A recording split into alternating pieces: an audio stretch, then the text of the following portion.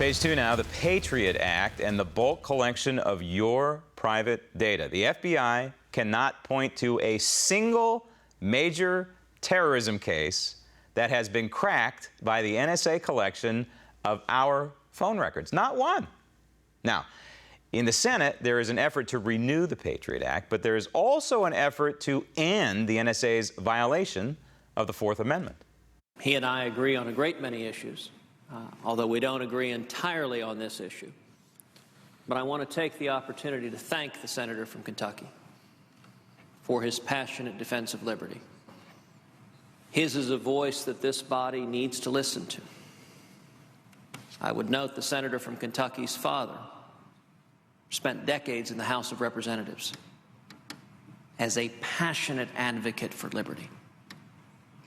And both his father's voice and the senator from Kentucky's voice has altered the debate in this chamber and has helped refocus the United States Congress and the American people on the critical importance of defending our liberty.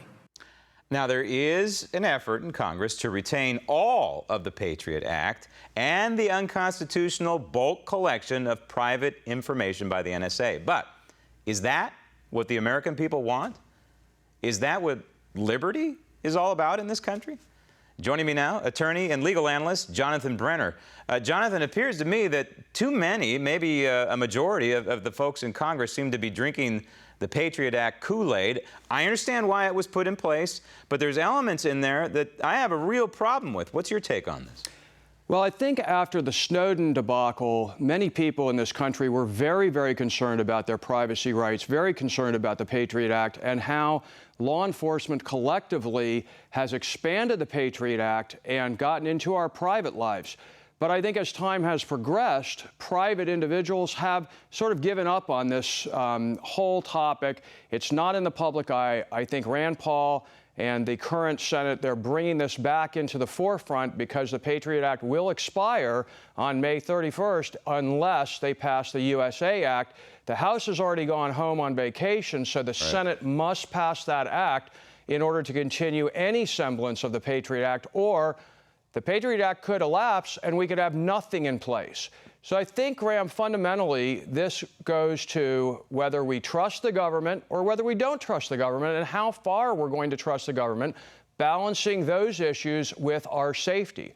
Make no mistake, we live in a time when the terrorists are coming for us. We have been very fortunate for many, many, many years that this country has really not seen a great deal of domestic terrorism, with some very, very horrible exceptions. But it looks as though terrorism is coming to our country unless we are able to keep these sorts of protections in place. So It's a balance. It is, but to paraphrase Ben Franklin, a person who gives up liberty for security is a fool and deserves neither. And I think he has a point there. But when you bring up trust of the American people, the latest polling I saw shows that 6% of Americans believe that the government will be treating our private phone data and the other things that they're collecting. The 6% trust the United States government with that information. I'm among the majority who does not trust the federal government with that in any way, shape, or form. But if you kind of look at what the Patriot Act is doing as a legal mind and as a law enforcement officer, which neither of us is, but if you ask them, this is not the way you go about trying to solve a crime. For example, if there's a murder in New York City, you don't start going through the mail of everyone in Manhattan. You don't collect all of their data and then start parsing through it. This is not the way you try and solve a crime. Well, there's no question that there are issues in terms of how this is playing out. But on the other hand, law enforcement employs methodologies, for example, profiling.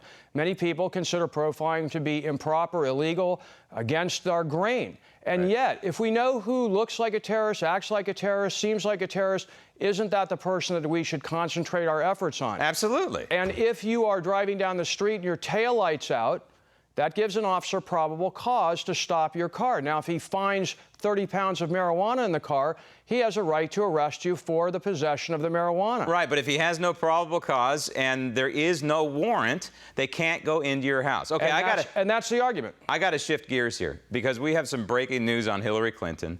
Her emails have revealed, the ones that we've seen so far, there's tens of thousands to be released over the next several months, I guess. We've seen 300 today. We've seen 300, and one of them is clear, or among them, it is clear that she received classified data in her private email when she said she did not. She also earlier said that she did not send.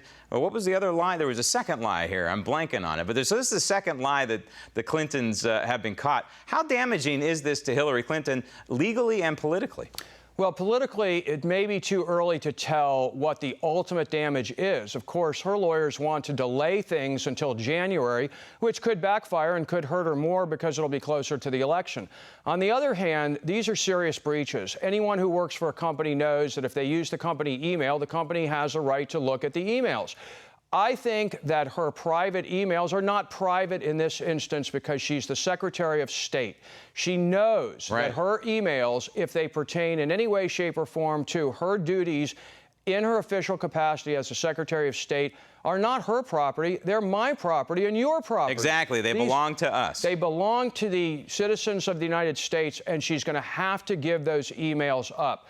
And I think that her argument that the emails consist of things about Chelsea's wedding and her personal life, that's obviously already not borne out to be accurate. I think we're going to see more inaccuracies, and I think Hillary could be in serious trouble on this. From a legal perspective, I don't think she's got a leg to stand on. I don't think she signed the appropriate paperwork. I think there have been concerns at the highest levels of government that she took classified information and brought it back to Little Rock when she left the Secretary of State. So I think she's got problems legally, and I think she's got problems potentially politically on this. And the other lie, it just occurred to me, was she said she only used one email account, and now we know that she used multiple accounts. I think this is a scandal way, way beyond what we saw with Watergate. I think this makes Watergate look like a picnic. We shall see. Well, I think these investigations, Graham, sometimes take a strange left turn. Bill Clinton was impeached not for his improprieties, but for lying to Congress under oath and lost his license to practice law as a result. That's a good point.